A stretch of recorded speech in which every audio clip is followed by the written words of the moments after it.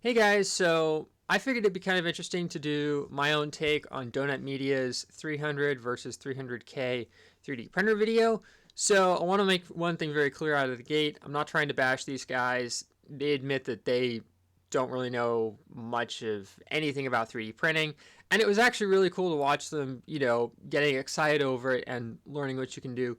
But there's definitely some things in the video that, as somebody who's been doing 3D printing for a long time, I kind of feel like they kind of dropped the ball on.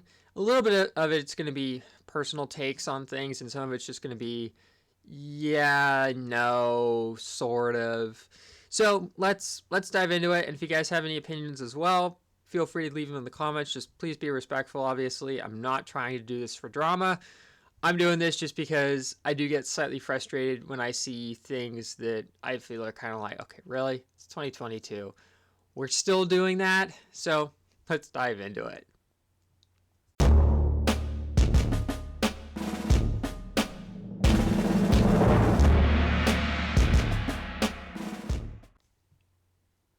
Okay, so right out of the gate, my only complaint, and this is on a personal level, is the fact that they're using one of the 18 bazillion spin-offs of the Ender 3 by Creality.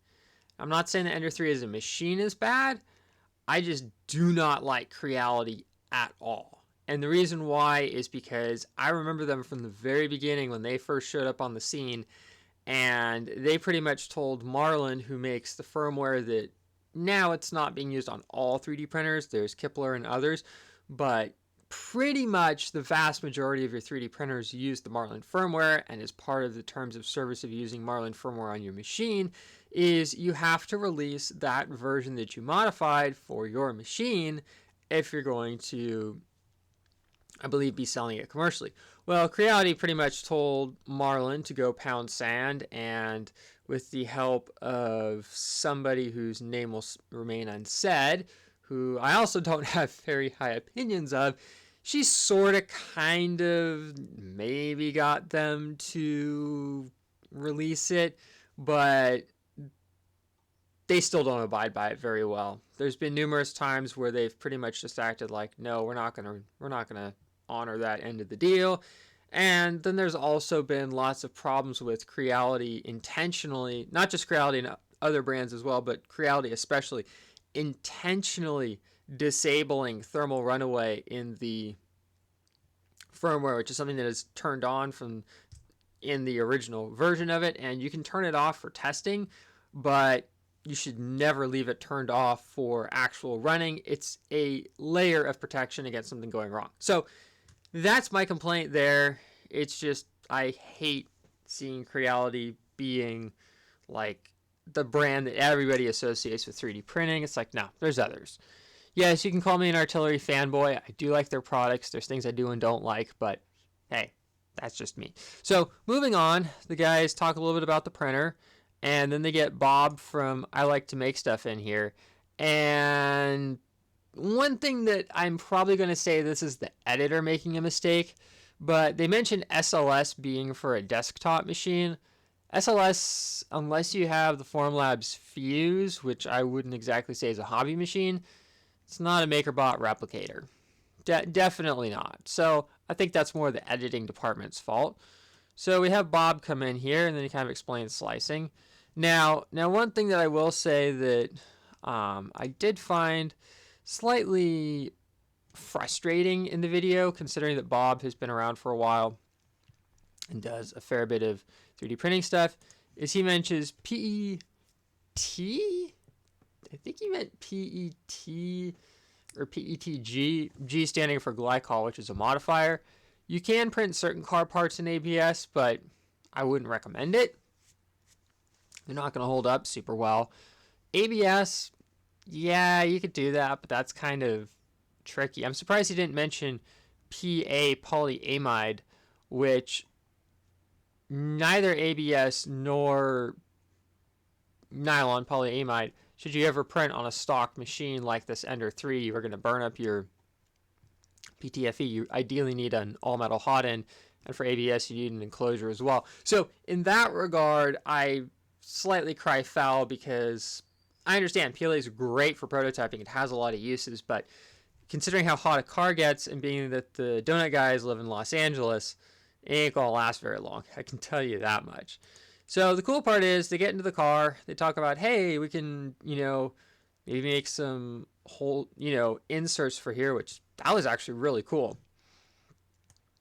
So then they talk about it, and then let's go on a little bit. So they talk about the software, and Bob mentions using Fusion 360. Nothing wrong with Fusion 360. My only thing is, I wish he had also mentioned like Tinkercad. I can't really use Tinkercad to save my life, but my buddy Fran over at Foley CarWorks uses it for creating his train models, and I know there's a lot of people who use it. Chuck Hellebuck from Chep 3D, he also uses it. Really powerful piece of software. I do have to hand it to them though, they did keep in all the failures with the printer, which I thought was actually kind of hilarious.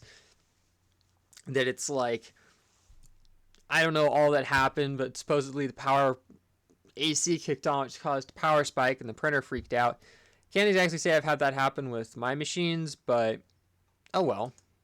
So then we jump on over here to the opposite end of the spectrum. We have an Ultimaker S5, and Bob's kind of talking about the difference between the two. The one thing I will say that I really wish that he touched on is the main difference why the Creality Ender 3 and most Creality products are as cheap as they are is I get the idea that their attitude is, and understandably so with a lot of low-cost companies, is you and the community are the tech support. If you have problems, good luck. And that's something I definitely find frustrating, especially when you're starting out and you kind of need somebody to help you through with it, not to mention probably lower end QC as well. But with the Ultimaker S5 over here, it's coming from Ultimaker. They recently, I think, bought out, merged, fused, I don't know, something like that with MakerBot. But I've started out with an Ultimaker, and I think that was the best decision I ever made getting into 3D printing all those years ago. And I still have the machine. It needs some TLC, but it was a rock solid machine back when printers were using laser cut wood, and some of the really budget ones were using fishing line on a sandpaper drum to move things. I'm not even kidding. So the cool thing about the S5 is it's dual extruder. You've got better UI, all that good stuff. So they come up with a really cool dual material print, which I thought was actually really neat. Great way to show it off. So then they show the difference between, where's it at? Show the difference between the two parts. So the one on the left here is the S5 part, and the one on the right was just painted with a paint pen. Nothing wrong with that at all. It is interesting though. I don't know how much of what you see is due to the lighting, but I will definitely say the Ultimaker print looks a little cleaner than the Creality one on the top surface, but like with a lot of things, it's settings. So then what happens is they jump over to a commercial printing company, and this was kind of interesting because they definitely talk about the advantages of a commercial machine. I really wish though that they more touched on the fact that a commercial machine can print more industrial grade materials very easily, and versus, oh, does it print faster? Well, faster is a relative term when you got to wait a week or two plus on turnaround for parts. So then they jump on over to this, which is an SLS machine, and that was pretty cool. I do wish that they talked a bit more, though, about kind of the advantages and disadvantages of SLS, especially when it comes to making car parts. Being that it is nylon, you do have the advantage of it's going to have a lot higher temperature resistance. The problem is it's porous. That's why I prefer multi-jet fusion. I don't think this company does that, but moving on. This was cool, though. They did talk about this real quick about this really cool peak. I've actually machined this in the past. It's an interesting material to machine. Part that is used for, it looks kind of like an intake or something like that.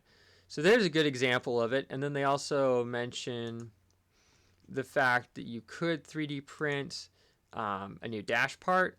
The only thing I will say about the dash part is, for what it would cost to 3D print a new dash part, I think you're honestly looking at it would be cheaper to go and restore one. So that's something I definitely wish they touched on, was the fact that it's like, yeah, this is a cool part, but Zach might be holding a $300 to $500 print plus. Is a new dash part worth $300 to $500 to you? So I wish they even roughly talked about the price point, but you know, maybe they will in the future. Now this was also really cool. They showed a whole pedal assembly that not everything was 3D printed, but obviously the frame of it and the pedal was. And that was actually really cool, showing more of the industrial side of 3D printing. Like, hey, you can actually produce, it might be a part that's purely, it's not going to be race grade, but we can create a part. We can have the driver check it. Does the driver like the feel of it? Awesome. Then we can either get it machined or metal printed, which would be something really cool if they could cover that in the future. Now, my biggest gripe with the video is we have Zach here handling an uncured resin print with no gloves on. Oh, that makes me cringe. I know a friend who didn't believe me about wearing gloves and is now insanely sensitized to the resin. I was starting to get slightly sensitized to resin, and this was with taking precautions, so I just flat out quit. It's not worth it. So the other grumble I have from a safety standpoint, let me see if I can cue it up, is Zach actually he sniffs the uncured parts, which is a horrible idea. You don't want to be breathing in uncured resin. Fumes, those are super bad for you. I'm not saying that him doing that for 5 seconds on camera is going to give him lung cancer, and uncured resin can cause neurologic problems, but you definitely don't want to be doing that day in, day out, week in and week out. Oh, thank God they're wearing gloves. And then they just run it through the process, and then there's the cured part. You're good at that point as long as it's clean and cured. So those are my thoughts on the Donut Media video. Like I said, I'm not trying to rip them apart. I thought it was actually a really, really interesting video, but it's kind of funny. There's actually a familiar face that pops up in here in the comment section by the name of Angus from Maker's Reviews. And he said, one thing to watch out for is the low temperature resistance of PLA if people want to print for automotive use. I've had parts deform within minutes in summer. Yes, Angus does live down under, but yeah, even up here where I'm at, it can get hot enough in a car that I have had even ABS train parts melt in a car. Not even kidding. He says stick to ABS if not exposed to UV. Yes, PETG. Yes, ASA, which is ABS with a better UV inhibitor. PA12, that's nylon. There's various blends of it. Or PP, polypropylene, if you can get it to print. Yes, totally agree with Angus on that. So that's my thoughts on the video. Like I say, if you guys have anything to say, leave it down below. I'll see you here next time on Make It with Calvin.